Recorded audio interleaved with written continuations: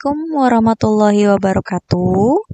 Halo, selamat pagi anak-anakku semuanya. Apa kabar? Semoga kalian selalu sehat-sehat ya, dan jangan lupa tetap mematuhi protokol kesehatan. Kita berjumpa kembali dalam pembelajaran IPA kelas 9 di semester 2 ini. Kita hari ini, minggu ini kita akan membahas tentang partikel penyusun benda dan makhluk hidup.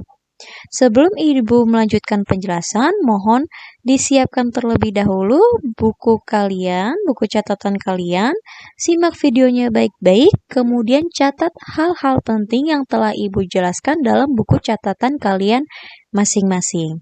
Selamat belajar dan selamat menyaksikan. Partikel penyusun benda ini terdiri atas molekul. Molekul ini terdiri atas atom. Nah, atom ini sudah dijelaskan oleh beberapa tokoh ya melalui teori atomnya yang terkenal itu ada John Dalton, J.J. Thomson, Rutherford, Niels Bohr, dan ada teori atom modern yang terbaru itu mekanika kuantum. Atom ini memiliki nomor massa dan nomor atom dan tersusun atas partikel subatom. Molekul dan atom jika dia bermuatan positif atau negatif akan membentuk ion. Ya, dan molekul atom ini yang menentukan sifat zat. Seperti yang sudah kita pelajari sebelumnya bahwa sifat zat itu dikelompokkan menjadi ada sifat fisika dan sifat kimia. Kita akan mengulasnya satu persatu secara bertahap. Jadi mohon disimak video pembelajaran ini dengan baik. Di alam ini, Tuhan telah menciptakan berbagai zat yang berfungsi untuk menjaga kelangsungan hidup berbagai makhluk hidup, dan telah menciptakan berbagai proses yang dibutuhkan makhluk hidup. Misalnya, proses pembentukan zat-zat dalam peristiwa fotosintesis. Jika diperhatikan gambarnya, ya, mohon diperhatikan gambarnya, nak. Apa saja zat-zat yang dibutuhkan dalam proses fotosintesis? Yang panahnya berwarna biru. Fotosintesis tentu saja membutuhkan air atau H2O. Kemudian membutuhkan apa lagi, nak? Karbon dioksida atau CO2, ya. Dan dengan bantuan cahaya matahari serta klorofil yang terdapat pada daun. Ya, klorofil tersebut ya jika kita buka daunnya itu ada kloroplas. Di dalam kloroplas itu terdapat klorofil. Dan klorofil sendiri ini merupakan senyawa yang tersusun atas beberapa atom, diantaranya yaitu atom karbon, atom hidrogen, atom oksigen, atom nitrogen, dan magnesium. Ya, atom-atom ini dapat mengalami penyusunan kembali untuk membentuk senyawa yang baru melalui reaksi kimia. Senyawa yang barunya apa, nak? Glukosa. Ya, glukosa dan oksigen melalui reaksi kimia dengan bantuan energi matahari, air, karbon dioksida, serta ya klorofilnya. Kita sudah menyinggung partikel. Partikel ini merupakan bagian terkecil dari suatu materi yang masih mempunyai sifat materi tersebut. Jadi kalau ada materi, misalkan buku, dia ada partikel penyusunnya. Partikel penyusunnya ini dapat berupa atom, molekul, dan ion. Sebelumnya kita telah singgung atom. Apa sih atom tersebut? Ternyata atom itu bagian terkecil. Bagian terkecil dari suatu unsur. Dan dia memiliki sifat unsur tersebut. Ya, jadi atom itu sub yang paling kecil. Kemudian berupa molekul. Molekul ini ada yang berupa molekul unsur dan ada molekul senyawa. Kemudian partikel itu dapat berupa ion jika dia atom atau molekul yang bermuatan positif atau negatif. 1 butir pasir bermassa 10 mg dibagi 2. Berarti butirnya masing-masing 5. Kemudian dibagi 2 lagi setiap butirnya. Berarti masing-masing bermassa 2,5. Ya, jika diperoleh terus-menerus akan diperoleh bagian terkecil dari butiran pasir itu. Nah, itu disebut partikel-partikel yang menyusun sebuah pasir. Kita pelajari dulu peta konsepnya. Atom ini memiliki struktur atom, ya, terdiri atas inti dan elektron. Intinya ada proton, ada neutron. Proton itu bermuatan positif, neutron netral, sedangkan elektron bermuatan negatif. Atom-atom ini juga dijelaskan oleh tokoh-tokoh ya yang teorinya terkenal itu ada John Dalton, Thomson, Rutherford, dan Bohr. Kemudian direpresentasikan ya ada unsur simbol yang memiliki nomor atom atau dengan lambangnya Z dan nomor massa dengan lambangnya A. Kalau nomor atom disebut isotop, sedangkan nomor massa disebutnya isobar. Sudah kita jelaskan ya bahwa atom itu bagian terkecil dari suatu unsur yang masih memiliki sifat unsur tersebut. Jadi paling kecilnya lagi. Nah, kalau tadi pasir ya dibagi lagi itu akan mendapat yang terkecil dan itu juga penyusunnya paling kecilnya itu adalah atom. Ya, ini diameternya sekitar 0,1 nanometer. Ya, tersusun atas bisa dilihat gambarnya. Ini elektron di luarnya, kemudian ada proton dan neutron di dalam intinya. Elektron ini berputar di kulit atom. Jika kita mendengar elektron ini contohnya beberapa contohnya itu digunakan misalkan dalam lampu itu sebagai dialiri arus listrik. Ya, nanti gas-gas yang ini yang dilewati alur listrik ini akan berpendar sehingga menghasilkan cahaya yang berwarna-warni. Ya, karena adanya loncatan-loncatan elektron dalam atom-atom gas tersebut. Kemudian contoh lainnya itu adalah kembang api. Ketika dia dibakar akan membuat temperaturnya tinggi. Ya, maka unsur penyusunnya ini elektronnya akan ikut berpindah dari kulit atom satu ke kulit atom yang lainnya. Ya, sehingga akan disertai dengan perpindahan cahaya. Selain itu juga bisa jadi elektron ini digunakan untuk mikroskop elektron. Mikroskop elektron ini biasanya dengan listrik. Ya, itu dengan perbesaran paling tinggi itu 100 kali. Kemudian juga bisa menggunakan sinar X. Teori atom. Yang pertama itu ada menurut John Dalton. Menurut John Dalton, atom ini merupakan bola yang pejal, sangat kecil, tidak dapat diciptakan, tidak dapat dimusnahkan, tidak dapat terbagi lagi, ataupun diubah menjadi zat yang lainnya. Atom-atom suatu unsur adalah sama dalam segala hal, tetapi berbeda dengan atom-atom unsur lain. Tetapi kelemahannya, teori atom Dalton ini tidak dapat menjelaskan bagaimana berbedanya. Ya, kemudian ada lagi Thomson. Dia menjelaskan bahwa atom itu merupakan suatu bola yang bermuatan positif. Dan di dalamnya tersebar elektron seperti roti kismis. Ya, jumlah muatan positif sama dengan muatan negatifnya, sehingga atom tersebut bersifat netral. Kemudian ada lagi teori atom menurut Rutherford.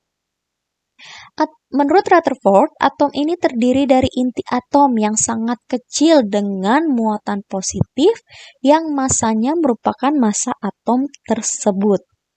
Elektron-elektron dalam atom bergerak mengelilingi inti. Jadi elektronnya ini selalu bergerak mengelilingi si intinya. Tapi Rutherford ini tidak dapat menjelaskan bagaimana jika dia kehabisan daya. Kenapa elektronnya tidak jatuh ke dalam intinya. Kemudian berkembang lagi ada teori Niels Bohr. Apa pendapat Niels Bohr? Beliau berpendapat bahwa elektron-elektron dalam mengelilingi inti berada pada tingkat-tingkat energi kulit tertentu tanpa menyerap atau memancarkan energi. Elektron dapat berpindah dari kulit keluar atau ke kulit yang lebih dalam dengan memancarkan energi atau sebaliknya. Jadi, setiap atom itu menurut Bohr itu memiliki kulit. Nah, elektronnya ini dia mengelilingi di sepanjang kulitnya itu dan bisa berpindah dari kulit terluar ke kulit terdalam maupun sebaliknya. Nah, ini lebih gambar jelasnya teori atom Dalton ya hanya berupa bola pejal tidak dapat dibagi lagi. Kemudian teori Thomson yang bahwa atom itu merupakan positif dan elektronnya tersebar seperti roti kismis. Kemudian Rutherford, proton, neutron di dalam inti dengan elektron mengelilingi, dan teori atom Bohr. Jadi si atom ini memiliki lapisan kulit. Ya, di setiap lapisan kulit ada elektron yang berputar, mengelilingi, dan dapat berpindah dari kulit terluar ke dalam maupun sebaliknya. Ada lagi model modern ya, teori atom modern, yaitu model mekanika gelombang. Tiap tingkat energi atau kulit ini terdiri dari satu atau beberapa subtingkat energi. Jadi setiap kulit dia memiliki energi. Ya, setiap orbital kulitnya itu di orbitalnya itu memiliki energi. Dan dapat ditemukan itu paling banyak 2 elektron. Posisi atau kedudukan elektron tidak dapat ditentukan dengan pasti. Karya ini disebut dengan ketidakpastian Heisenberg. Kebolehjadian atau kemungkinan ditemukannya elektron dalam orbital dapat ditentukan dari bilangan kuantumnya. Bilangan kuantum yaitu kedudukan elektron dalam atom dapat diterangkan dengan persamaan fungsi gelombang. Ya, diperoleh 3 bilangan kuantum utama yaitu N, kuantum azimut L, kuantum magnetik M. 2 elektron dalam satu orbital dibedakan dengan bilangan kuantum spin. Ya, untuk teori yang modern ini nanti akan dipelajari lebih lanjut ketika kalian sudah berada di sekolah menengah atas. Kita berlanjut ke nomor atom dan nomor massa. Nomor atom itu dilambangkan dengan Z. Nomor atom sama dengan jumlah proton. Ya, jumlah proton itu sama dengan jumlah neutron dalam inti setiap atom suatu unsur. Dilihat sebelah kanan, gambar sebelah kanan bahwa X itu merupakan simbol unsur. A itu nomor massa, Z itu nomor atom. Nomor atom itu sama dengan jumlah proton yang terkandung di dalam unsur tersebut. Sedangkan nomor massa atau dengan lambang A yaitu jumlah total proton plus neutron dalam inti atom suatu unsur. Atau jumlah Z plus jumlah neutronnya. Ya, contoh H. Nomor massanya 1, nomor atomnya 1. Berarti dia jumlah protonnya adalah 1. Jumlah neutronnya adalah 1. Kemudian, ada lagi U. 235, nomor massanya. Nomor atomnya 92. Berarti jumlah protonnya berapa, nak? Jumlah protonnya itu adalah 92. Nah, ini nomor-nomor ini dapat diketahui dalam sistem tabel periodik. Ya, kalau kalian nanti melihat tabel periodik atau pernah menggunakan tabel periodik, ini ada unsur-unsurnya seperti karbon. Ya, karbon. Terus ada oksigen, ada nitrogen. Itu nanti ada golongannya. Ini ada golongan 1A. 1A itu adalah logam alkali. Kemudian ada golongan logam alkali murni, ya, dan ada golongan gas mulia dan halogen. Kemudian kita masuk ke konfigurasi elektron. Ini dia menggunakan tadi teori Born ya. Menurut Born itu ada kulitnya, ya. Kulitnya ini terdapat elektron. Ya, dari kulit terluar kemudian terdalam sampai ke intinya dan bisa berpindah. Perhatikan gambarnya. Ya, kulit atom yang pertama itu dia dekat dengan inti. Kulit yang pertama yaitu K. Penamaannya K, jumlah elektron maksimalnya itu adalah 2. Ya, kemudian kulit yang keduanya L. L ini jumlah maksimalnya berapa? Ini ada rumusnya yaitu 2N pangkat 2. 2, kan maksimalnya 2. N-nya itu kulitnya ke berapa? Kulit ke N berarti kulit kedua pangkat 2. 2 pangkat 2, 4 kali 2 sama dengan 8. Begitu seterusnya sampai kulit paling terluar. Ini biasanya ada ke kulit ke-5, 6, 7 ya. K, L, M, N, O, P, Q. Ya, dan nanti jumlah elektronnya ini itu nanti ada dengan rumus ya 2N pangkat 2. Dia nanti mengikuti berapa maksimal elektron yang menempati kulit orbital tersebut. Contohnya, nih perhatikan tabel. Kita ambil natrium. Nomor atomnya 11. Ya. Berapa di kulitnya? Kulit pertama itu harus 2. Ya, di natrium nih. Kulit pertama itu harus 2. Natrium. Ya, 11. Ingat, nomor atomnya 11. Kulit pertama itu K. Kulit pertama K maksimal berapa? 2. Kemudian, kulit keduanya L. Berapa tadi? 2N pangkat 2. 2N pangkat 2. Hasilnya 8. Karena dia ke-8. 2 tambah 8 sudah berapa, nak? Sudah 10. Sedangkan nomor masanya 11. Berarti berapa yang menempati di kulit ketiganya? Hanya 1.